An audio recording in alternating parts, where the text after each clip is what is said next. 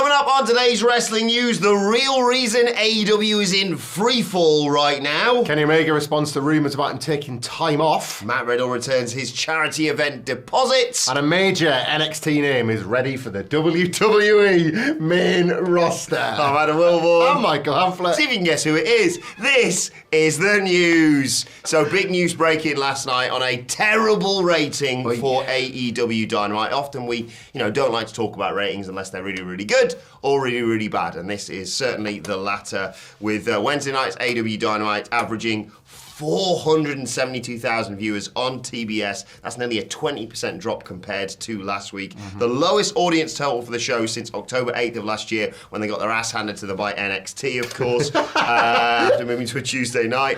Dynamite drew a .11 rating, the 18 to 49 demo. That's over 15% decline as well, the lowest number since October 8th, 2024 as well. It's the second lowest rating Dynamite has done in its history, regardless of day or time slot. Now, there's worth caveating this, obviously. Yep. Sports are happening, as they always are, and we've seen, across the board, real drops, like SmackDown, for example, we just talked about the other day.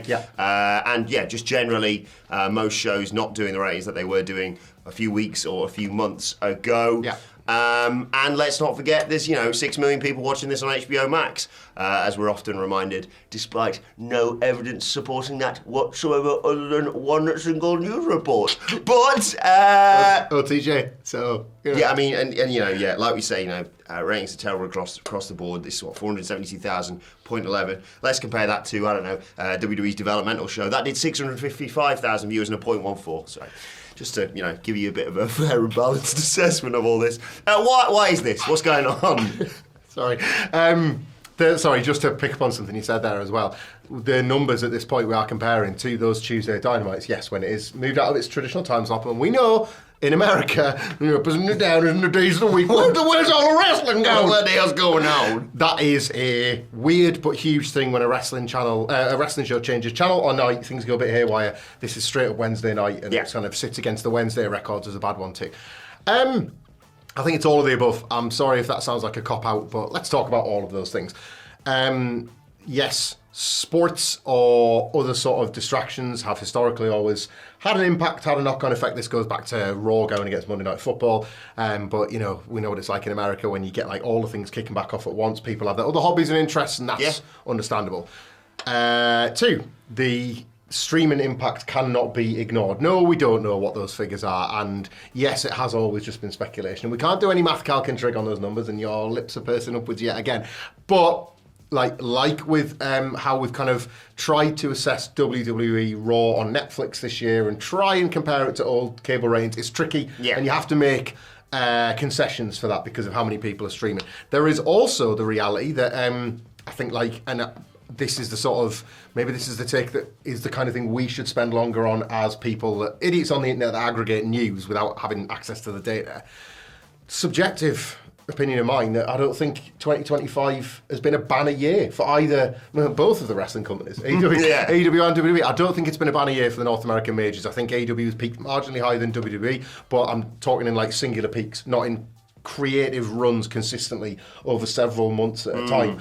I'd put it gently on X, and most people will call about it, that I would say this is the weakest year collectively for both companies in terms of the creative output since AEW launched. I think you could make pretty strong arguments that 19, 20, 21, 22, like AEW, Home Run City Jones, stuff the likes of which we never thought we'd see again, dream stuff, all-timer programs, 23, 24, Fed was back, the Power was back, Boom, the whole thing. 2025, I think neither really. NXT probably, if anything.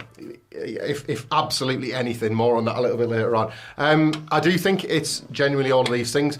We will have a little bit of fun sometimes at the expense of certain wrestlers and their ability to draw. I think that's a conversation later down the line about who your top guys are and who your biggest stars are and things like that. Dave Meltzer. Only they had an opportunity to put on a massive draw, just a weekend or so ago. Just a thought. You don't want to be chasing out the company, either. Dave Meltzer reckons... Where's he been last 2 weeks, by the way? I'll tell you where he's been. He's been on Twitter basically going 2-footed on a beloved building.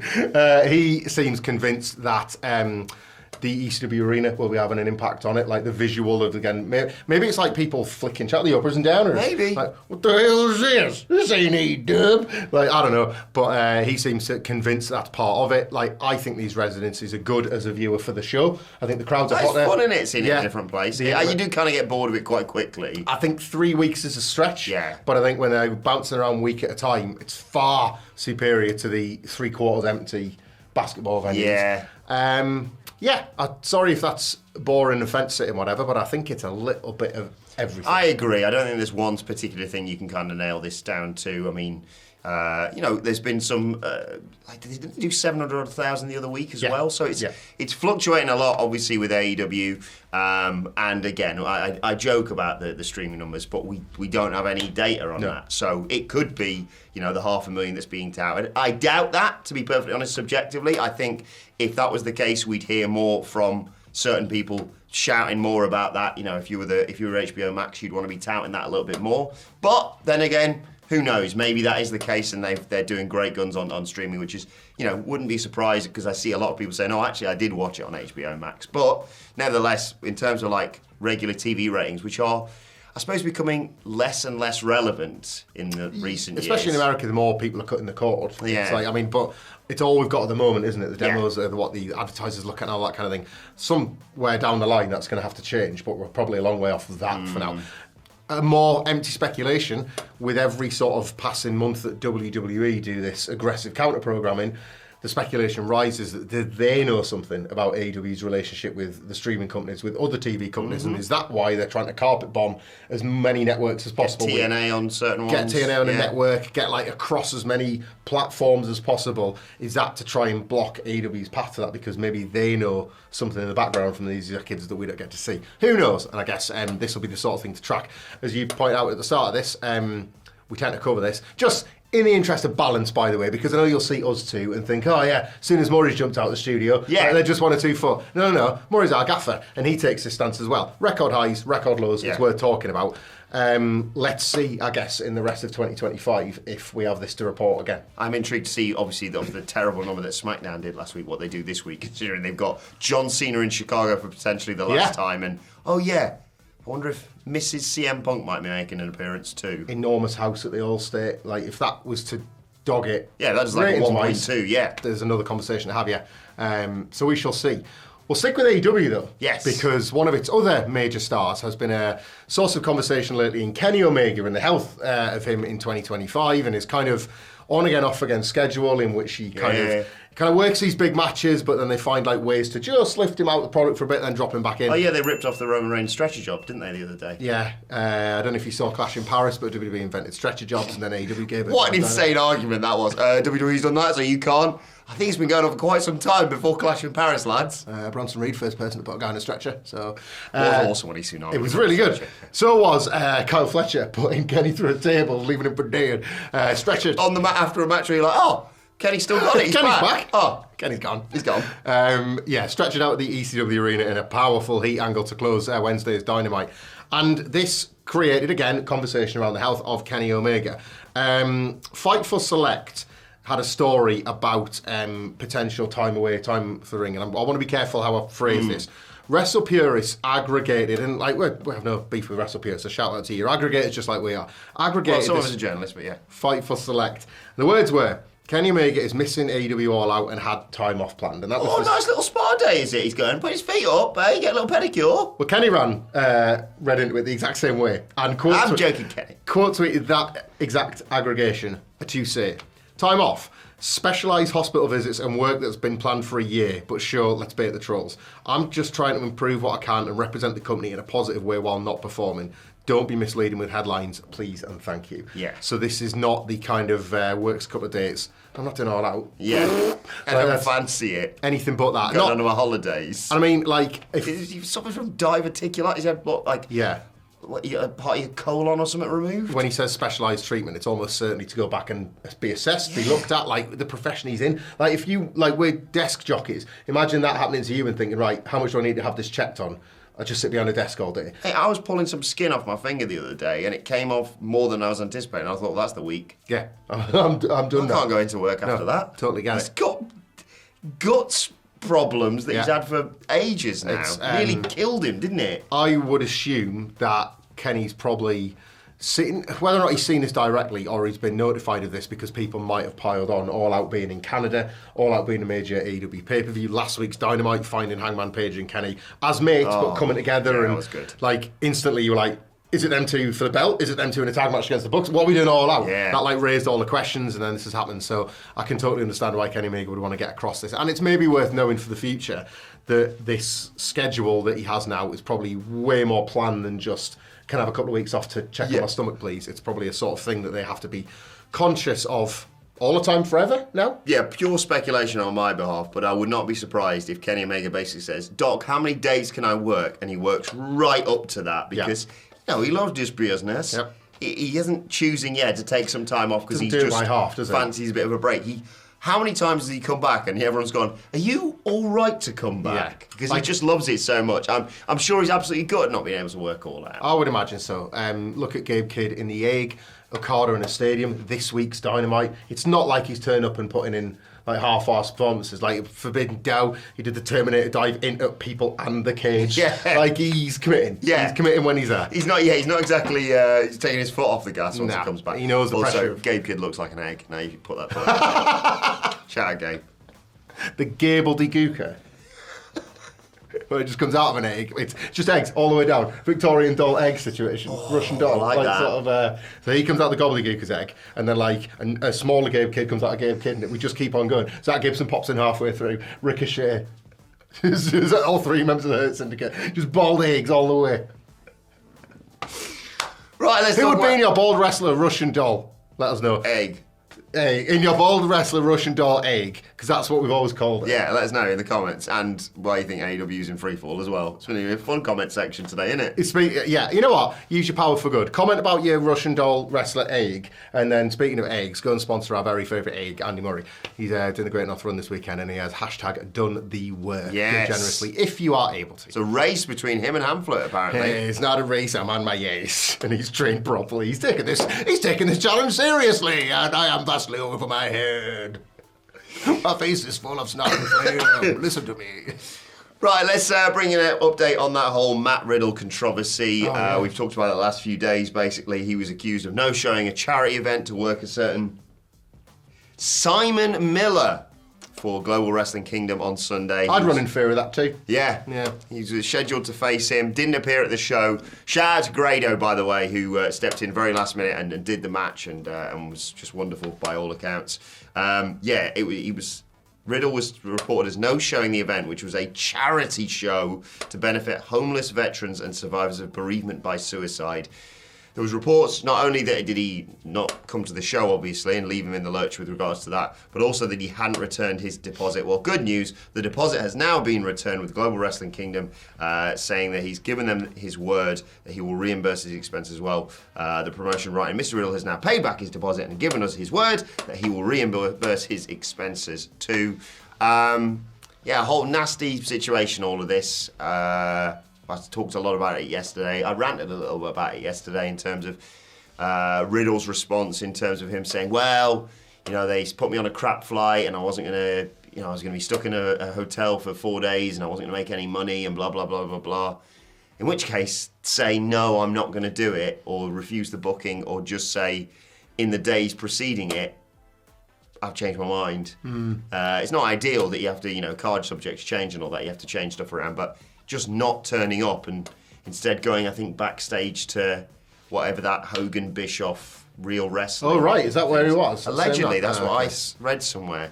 Yeah, I'm just glad this has kind of been cleared up, to be honest. We don't have to talk about it too much. Yeah, all's well that ends weird, I guess, because the promotion have got what they need, the charity, and anybody sort of impacted by it has got what they need. Riddle's not exactly making the most pleasant headlines at the moment, is he? So, and that's been consistent for a while as well. So, good that this one can be put to bed properly. Yeah. And to echo your thing as well, shout out to Grado and Miller, putting that all together last minute and giving the fans a bit of a our bias is notwithstanding, a bit of a kind of Brit Res Yeah. dream match of sorts. You know, like the kind of just. I don't think they certainly don't, to my recollection, never worked together in WCPW. We obviously had both of them. The overlap can't have been late, much, wasn't it? Yeah, like Miller was coming in at the kind of like tail end of the Brit Res boom, and then got poleaxed by the Pando, and by that point Grado was kind of moving out of wrestling full time, wasn't he? So nice how that worked out for the people in Barnsley at least. Barnsley's great as well. I've been to a few away days in Barnsley. It's a good night on the drink. Is it? Yeah, I've never been Barnsley. It's going Burnley next weekend. You're going Burnley away. Burnley away. We got beat against Burnley. Like in our otherwise dominance of the Premier League this season.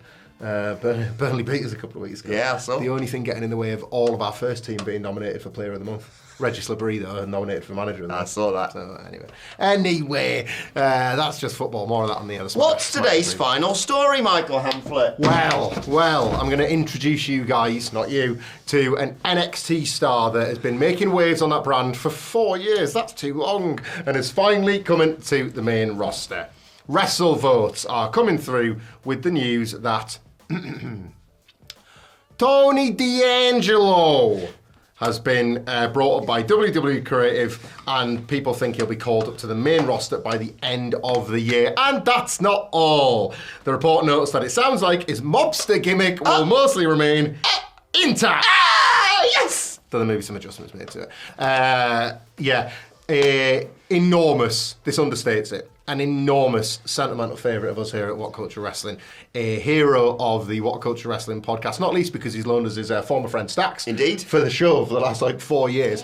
I'm excited for this. I'm not as excited as you are, and I will let you. I feel like I'm Woody at the moment. I'm just going to pull a string in a second.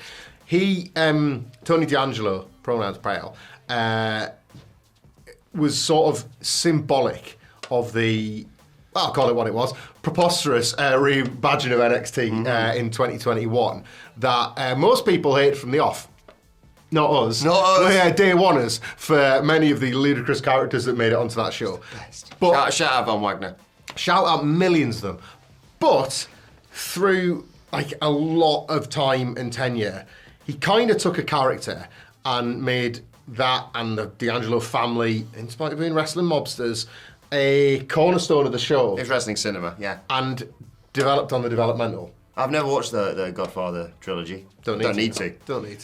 Because this was better than it. And it was stupid for them, to be honest, to keep the title on. That crappy wrestler, what was his name? Ilya Dragunov, that was it. I feel like you'll watch Godfather, Goodfellas, Soprano. One day you'll get to all of them, and it'll be like, remember before Punk returned to WWE, and holy F, is that a CM Punk reference? You're going to be like, well, that's a Tony D reference. Yeah, copying, stealing. Every single family member that they took the names of, they'll be like, that's the D'Angelo family member. What are you doing that for? The conversation, by the way, can now be put to bed as to who the best NXT call-up has ever been, because it's going to be Tony D'Angelo. He is genuinely, we did a podcast for Wacky Summer, because we were all over the place, called Seven Wrestlers Theory. It was that thing that was doing the rounds. I think Chris Van Vliet initially shared it. And it's who's your favourite wrestler right now? Who got you into wrestling? And it was, what was the question? Who are you, rooting for the most? Yeah. And I said Tony D, didn't I? Because I was nervous about how he was going to transition his amazing gimmick to the main roster. Sounds great, though. I will say, I was lucky enough to be at Clash in Paris, and I'd heard from this guy all the reports that was so weird. Tony D was going to be the guy to cost, presumably, CM Punk and, allow Seth Rollins and the Vision to retain the World Heavyweight title. And I'm there. And I'm like, we're having to rush out because it's the show's going to finish and we're going to go to Sweet Chin Disco. And I was like, as it was happening, I'm watching the hooded figure, and I suddenly went, please don't let this be Tony D, because this won't work. But I hope he just kills up the main roster. Former tag team champion in NXT, former North American champion, should have been former world champion in my opinion. The only man who can actually beat Obafemi, so... Where's Venice? Held the biggest prize in all of pro wrestling. He did indeed, the Heritage Cup. It's massive. It's massive, and look, he's in great shape as well. In terms of getting yourself main roster ready, I think he's looking the best he's ever looked. Matches have come so far from where we were to where we are. Yeah, exactly. But I'm genuinely so excited for this. Me too. I can't wait. I don't know where he's going to fit in on the main roster. No. But I will be rooting for that man till the day I die. Which, if you're a Mafia fan, is always pretty soon, isn't it? No, I can't wait. I'm glad the gimmick's coming up. I think we've had to sort of It does feel like a victory lap, but I feel like we've had to push back on the sort of the consensus take that there's no way that gimmick travels. Yeah. It might fail when it gets there, but I'm glad we'll hopefully get to see it arrive. I think that's the thing. Like, I'd have brought that I think he should face Cody in Mania's main event next year. It's starting to look that way, isn't it? You got to give him the Rumble. If we get like Tony D'Angelo Pointing at the side. CM Punk, you ride along the side of gangster cars. I'm the one sitting in the back seat. Oh baby. my God! There we go, Mafia Law, done it. Anyway, we've got more news coming away later on today. We've rattled on a lot, but more serious journalism to come later on in the day. In the meantime, what is it? Let us know your wrestler eggs or something. Yes, yeah, all that. And Russian dolls, but eggs. And your thoughts on everything we discussed in the comment section below. Don't forget to like, share, subscribe. You can follow us on X, of course. In the meantime, though, have a look. They can check out this video right here. I have no idea what it is, but I'm sure it's great. It's better than anything else we do today. Bye.